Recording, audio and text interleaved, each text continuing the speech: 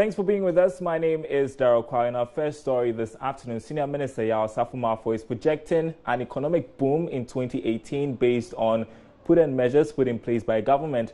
The 2018 budget focused on growing the economy, and it would create a business-friendly environment for investments. It's actually expected to. According to the Senior Minister, Ghana is already enjoying some goodwill from international partners and investors because of the good case the country presented at this year's World Bank IMF spring meetings. He is optimistic the strides made so far by government will yield positive results next year. The World Bank meeting was very fruitful, very successful. I mean, some of the foreign ministers were impressed by the work that government have done so far. Tell us briefly, what are some of the effects of all this that we are having on the economy? The effect of all this is that our negotiations with the IMF became easier and simpler. The IMF board had approved Ghana and insisted that the deficit should be 3.5. If we did that, 1% is spending less than 2 billion. We insisted keeping the deficit at 4.5. Now, because of that level of goodwill we had, the U.S. Treasury Department supported Ghana's 4.5 and said that we know what we are about. IMF should take our proposal and not theirs. And therefore, we managed to let the IMF change their position. And if you look at all the literature that the IMF had with us, the deficit was going to be 3.5. But if you go back and look at the budget rate, the deficit was 4.5 because other powerful ministers of finance who are influential at the IMF and the World Bank supported Ghana. So there was that general goodwill for this country. And things became easier for us at negotiations. And I think that the goodwill for Ghana at the moment is unprecedented. Everybody wants to talk to Ghana, everybody wants to deal with Ghana, and people want to support Ghana. And it is important. So you ask yourself, why all these change of behavior? There's certainly a change of behavior. It's a change of paradigm shift from our development partners. They believe that we are prepared to run the economy prudently. We are prepared to create macroeconomic stability. We are prepared to make sure that inflation continues to fall. We are prepared to make sure that the currency is stable. We are prepared to make sure that growth is consistent. You see? Well, the senior minister has also been speaking about raking in revenue. He disclosed that government would look out for ways to increase revenue from property rate collections moving forward. There is something they call the irreversibility in Ghana's economics. World Bank brought this phrase, which we have never heard before, irreversibility of Ghana's economics. What is it? It is you, without oil, you grow to a level of 9.4% of your GDP. Without oil. You got oil, you go to 14%, then you descend down to 3.5 or 3.7 with oil. What's the cause of this? Ask yourself. There are certain fundamentals we should ask and answer. What is the cause of that? That without oil, you get all the way to 9% growth in GDP. Then with oil, you jump to 14, look very realistic. Then you come down after some 6-7 years to 3.7% of GDP. It cannot be explained if you are managing the thing well. And then you have a situation where three items, your wages and salaries, your statutory funding, and your debt service, the three items constitute 107% of your total revenue. Do you know what it means? That only three items consume all your revenue, and you've got to borrow to do the rest. So what were you doing? You were borrowing to even pay all kinds of things. So we cannot continue like that. Did the IMF agree with you that from next year going, government should spend, or government is going to spend money? The IMF agree with us. It is our own way of managing the economy, which will give us a lot of room to spend. Because we are still under the IMF program. Yes, we are still. But IMF, you negotiate with the IMF. You negotiate with the IMF. You must also have your position. As long as your inflation is coming down, as long as you are keeping certain level of deficit, why will IMF have problem with you when you are spending? You are spending within your means. So if you look very carefully, the government is making every effort to improve on revenue. If we are managed to collect more revenue, we can spend. And we are going to improve on revenue. We are improving on revenue. The revenue, I read in one of the papers that now they've come back and they are okay. The targets they are meeting. We have to. So our aim is to improve on revenue. Areas we are not doing well, partly revenue. If we do very well in revenue, we can spend. We are going to do well in revenue, and therefore we are going to spend. How are you going to do it? What are you going to introduce? What new ways are you going to, efficient? With the revenue collection, we've got to look at areas which we are not doing well, like property rates. It is embarrassing to people who understand revenue generation that Accra, with the type of properties me and you see at the airport, at Roman Ridge, at East Legon, and all those places, how much property rate are you collecting? It's not a question of being X or Y. So the method we use to collect property rates have to be looked at so that we improve on such an area.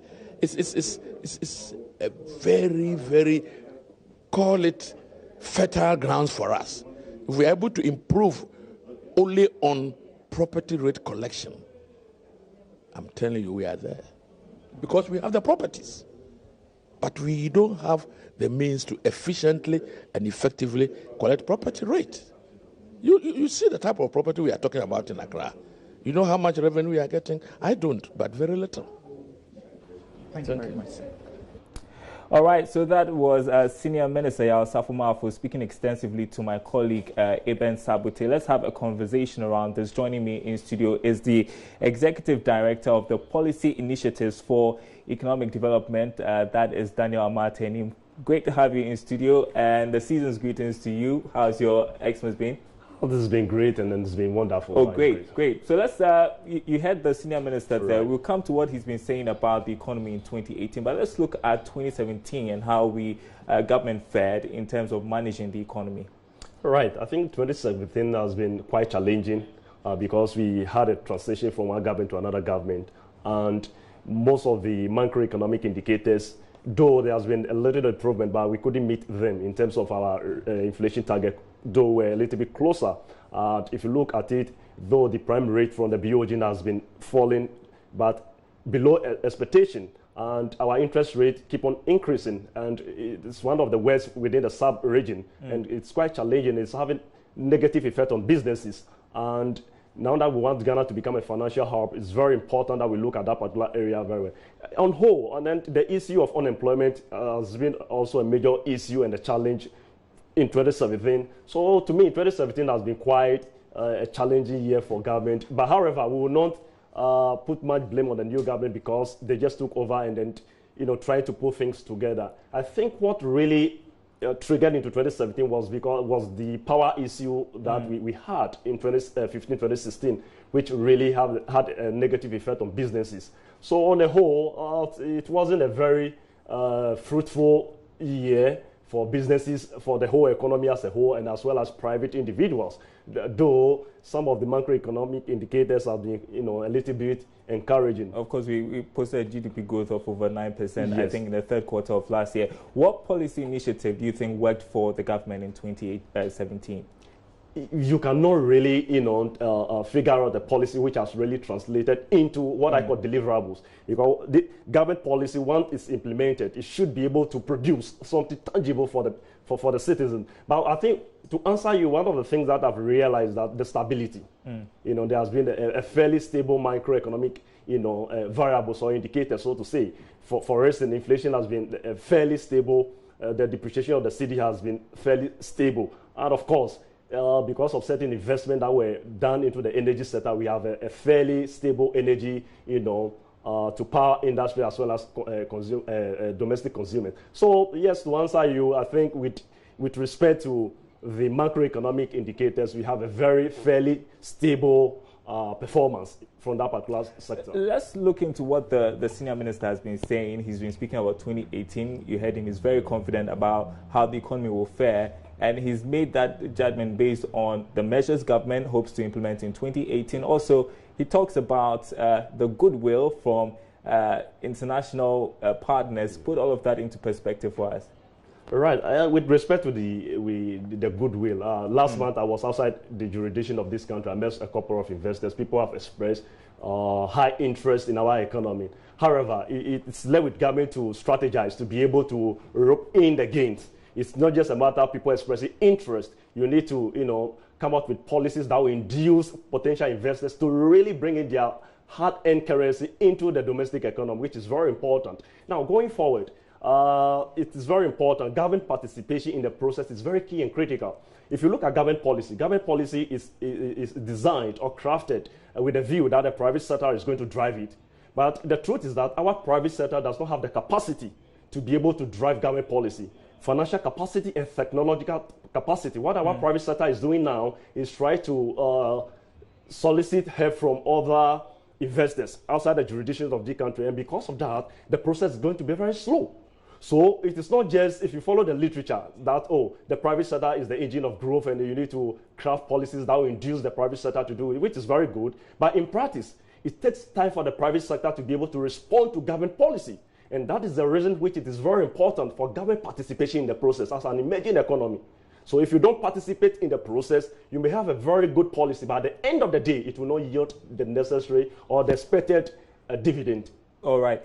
Let's talk about revenue generation, because that has been a major challenge for us in 2017. And the senior minister talked about intensifying collection of property taxes. Has it been long in coming? To what extent do you think this would impact on mobilization of domestic revenue? My good friend, in other jurisdictions, in other economies, property rate is one of the major sources of income generation for government. You cannot, to own a property, you should be prepared, to have a sufficient inflow to be able to pay for the rate. But in this part of our world, it's like, nobody bothers about property rate and the like. So as I said, if indeed government is going to fast track it, because the fact of the matter is that it is the big men in the society that owns these big properties. He mentioned about the East Legons, the cantonments, and then the region and the like. They are staying there. So if indeed they will, really be committed to collecting the property rate, I'm very sure that it's going to beef up the revenue generation. But that is not enough. We really have to focus on our revenue collection modalities, and that's the reason we need to employ IT. We need to have a very strong IT platform to be able to track taxpayers. And I think I will recommend government for the paperless system at the port. And we trust that the kind of ICT support or the IT platform that they have will be able to do the work for them. So it is not just enough, yes, it's good, but it's not just enough saying it. We need to take a concrete measure to ensure that indeed we implement it, and that is what is going to bring the results. And finally, are you as optimistic as the senior minister about the prospects for the economy in 2018? Unless they change the strategy. Policy on paper, yes, but in reality, they need to change the strategy. What strategy? The strategy is that government participates in the process and not rely solely on the private sector participation, because the private sector does not have the capacity to be able to put all the policies that they have on paper. All right. Thanks very much indeed. That was Executive Director of Policy Initiatives for Economic Development, Daniel Amartey, and him sharing some perspective there on the economy so far as 2018 is concerned. We want to move on now to some other stories we are covering for you today. The Christmas holidays are over, at least for most workers, and we all know how returning to work after such a break can be a drag sometimes. How punctual were workers after the long weekend? Well, my colleague Charles Aite visited some departments and agencies at the ministries in Accra and comes through with this report. Today is the 27th of December, a working day, of course, where we're going to be expecting workers to be here at the ministries to work as a normal day. But we're here to find out the real situation on the ground. Are workers actually at post, or they are still vacationing? A visit to the ministries and department agencies saw a fair number of public servants at work. I engaged 2 such workers at the Ministry of Education. According to them, reporting to work immediately after the Christmas break is now a culture for all public sector workers, a sign of changing times. We are always on time and duty bound. So out of a lot, I don't think you have about 10. Yes, we are always on time, especially at this ministry. Yeah. What do you also have to say about this ill perception about the working in the public service, that you have the time to yourself, you could come to work anytime you want, punctuality is very low? I'm glad you said perception, and it will remain a perception. Once you get into a public service, you really know. I used to work in the private sector, and the perception was then that, public service, you have time for yourself, so why not drive to the public service? I came here and realized that, wow, it's almost the same. It depending on where you are, probably maybe the unit or the department in which you are, but that notwithstanding, I don't think the public service is that low in drive in terms of punctuality and all those things. I would say we are the core of the nation.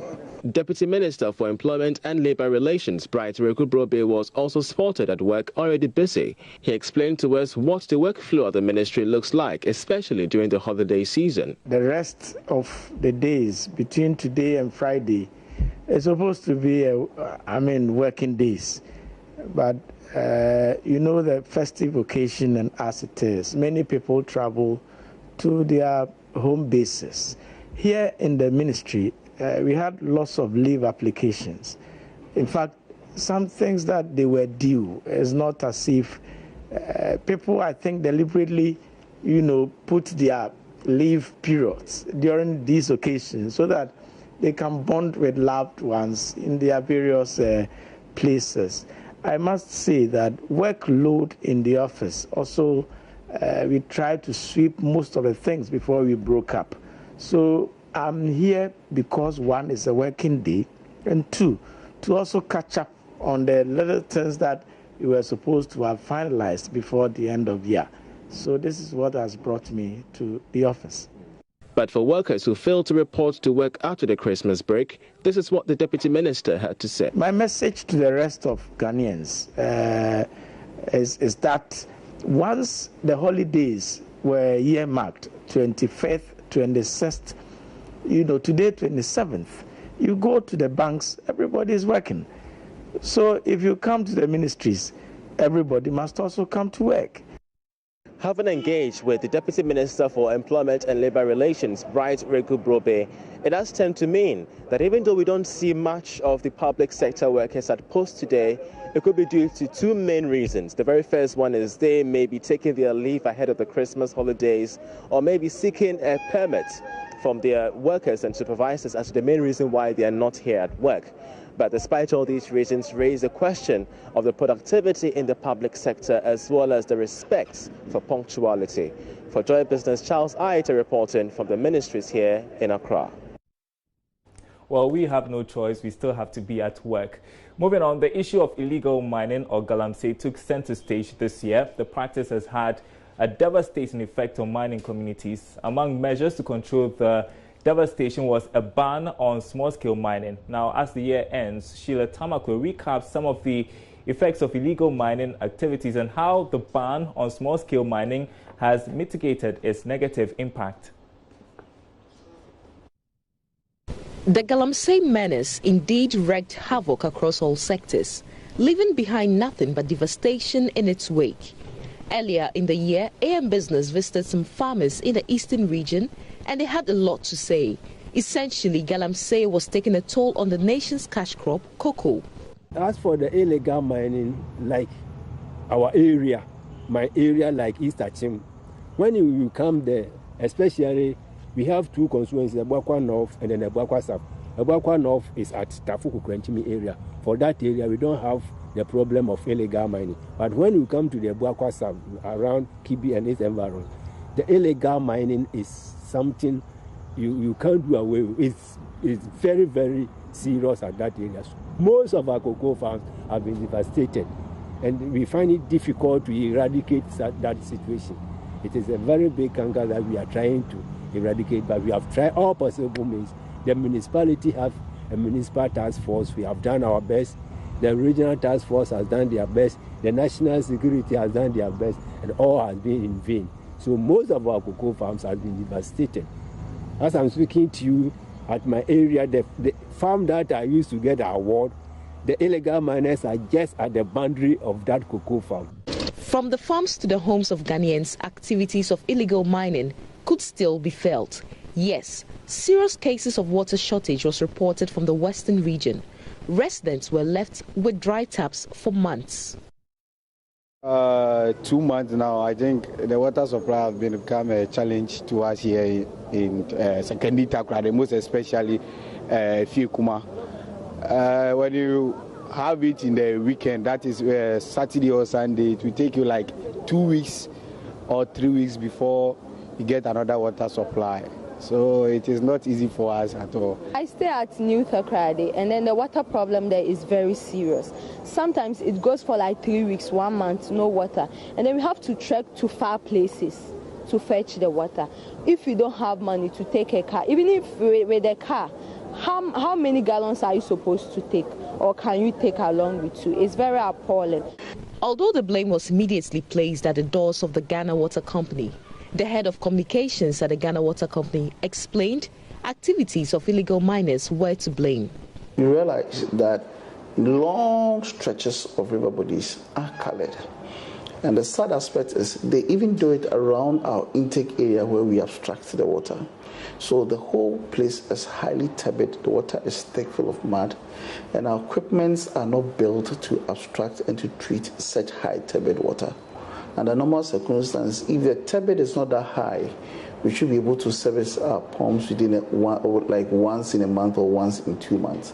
But because of the high turbidity, we have had to do that sometimes on a weekly basis, or even less than a week, depending on the turbidity of the water.